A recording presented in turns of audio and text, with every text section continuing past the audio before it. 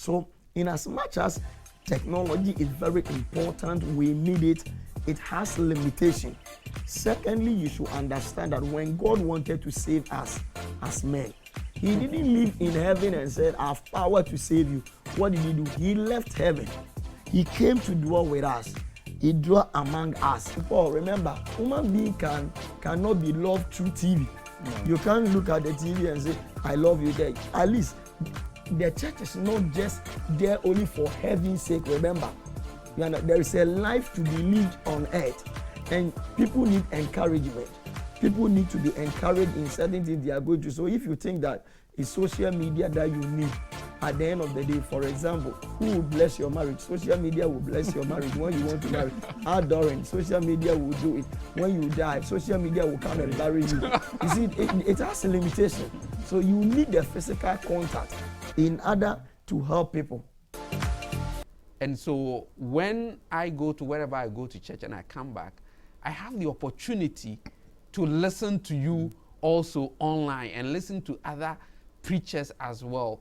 Why would you think that after listening to you, all that you said at the church, I should just maybe walk or even pick a car and come to your place? Okay. You know, first of all, let me cite this example. When I was driving and I was coming, I had calls for my secretary, whereby actually my telephone number is not online. It's the church secretary's number. So people were calling, said, this one called me from here. This one called me from here. They said they would like to see you. This one called me from here. The question is, when they listen to the message, you understand? Yes. They found out that they needed a solution. And the social media could not give them the solution until they meet the man behind the message. Do you understand? I do. So in as much as the social media is very important and we need it, there are certain things that it can't do for you and it is limited. Now, Paul, if you actually read the Bible and you study how God ever does things, you will discover that if you want to be empowered by God, number one, you need what we call waiting. That's what the Bible says, they that wait upon the Lord, they shall renew their strength. When we say waiting means stop whatever you are doing, which is making you busy, and give the attention to God. That's the reason why sometimes we move to mountains, we move to the forest, we move to the secret room, and all this. As long as you are being distracted by daily activities and moving here and there, God can give you his attention much. Remember, when Jacob was left alone, it's when the angel came to wrestle with him. So if we actually need God's attention, then we need to give him attention first. Now, if we will be sincere to ourselves, we will discover that sometimes you are following on social media, and at the end of the day, you see your wife will call you, Paul, please, can you check this for me? Then you leave and come, but by the time you come, the message is still playing. You have lost something. Your child will come. This, and because you are in the house, and all these things, maybe this distraction is also one of the weapons of the enemy to make sure that the word will not fall on good grounds, but it will fall on the wayside or among tongues or on the rock, as Mark chapter 4 says so. So, in as much as technology is very important, we need it, it has limitation. Secondly, you should understand that when God wanted to save us as men, he didn't live in heaven and said, I have power to save you. What did he do? He left heaven. He came to dwell with us. He dwelt among us. And that is what one day I went to pray for somebody at the hospital. And the nurse told me that, Pastor, you can go home and pray for the person. The person called me, was going to give birth. He said, man of God, please, can you come right now? I need you here. So I drove there. When I went there, the nurse asked me, are you the husband? I said, I'm her pastor. He said, Pastor, you can pray in the house and it will work. I said, I know. But when Jesus wanted to save us, he didn't pray in heaven. He came to where it is. So the physical contact is very important. And in fact, the moment I went there and my member saw my face, I didn't even pray. By the presence alone, in less than 15 minutes, he gave birth because he was encouraged. You understand? So there are things that we can never do online to help our people. in as much as it is important, like the way my senior brother was saying, you can't disciple people that way online for you to get what you want. Sometimes you are doing Zoom and you see we normally use this trick. You will mention somebody's name. Are you there? You understand? Then you will find out that you will not even respond.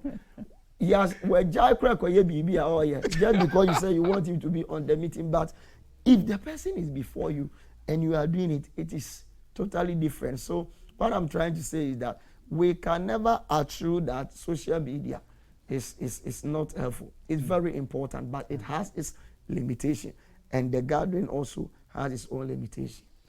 I see. So how would you say the social media has helped in terms of soul winning? Oh, okay. You know, there, like you started, you said you heard my message. In the same time, many people also hear the same message, and many of them are not even in the same city. Some are outside the city, some are even outside the country, by which they will call you, they will send you a message and said, I heard this message from you, and because of that, this and that was what happened. When I was listening to you, I had healing through here, this and that, so many testimony all over the world, which without social media, we couldn't have reached such group of people, and they couldn't also have benefited. So one of the most important thing that social media has given to us, that we are able to even reach thousands and millions of people, whereby you can't even reach them physically alone. Yeah, but Apostle, if you're able to reach people even abroad when they don't even come to your church, then why the need to say that, okay, you still have to meet? Because after all, some of them, you even never get to meet them anyway. Okay, let me read this scripture to you. You know, your name is Paul, so let me read your apostle. You know, Apostle Paul wrote a letter. He was not there. Now, the social media, that will be letter. So he wrote a letter to the Roman church in Romans chapter 1, verse 11. He said, for I long to see you, that I may impart unto you some spiritual gifts, to the end you may be established. I long to see you. Now, even though he was writing the letter to them, but he said, there are things I can't give it to you through the letter until I see you physically. Then I will have the ability to impact onto you spiritual gift. Let me come by African setting for you to understand. You see, maybe if you live with a witch in the village, it's easier for the person to impact witchcraft to you because you are living with through any medium of what you want to do. It's not easy for somebody in the village to impart witchcraft to somebody in Accra, in the city.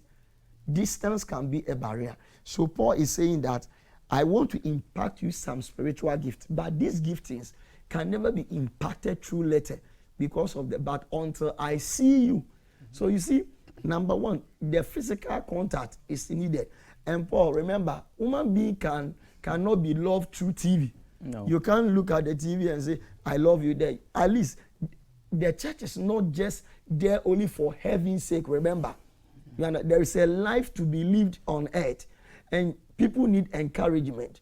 People need to be encouraged in certain things they are going to. So if you think that it's social media that you need, at the end of the day, for example, who will bless your marriage? Social media will bless your marriage when you want to marry. Adoring, social media will do it. When you die, social media will come and bury you. You see, it has a limitation. So you need the physical contact in order to help people. This is Christian Connect on ETV Ghana, your world of quality entertainment. And today we are looking at the advancement of technology and social media and whether church builders will be relevant in the next couple of years. I think my guests are saying they will be very, very relevant. We will take our scripture of the day. Thank you for listening to our Word Digest message with Reverend Amos Bochimensa from Yeshua Chapel, aka the True Tabernacle Center.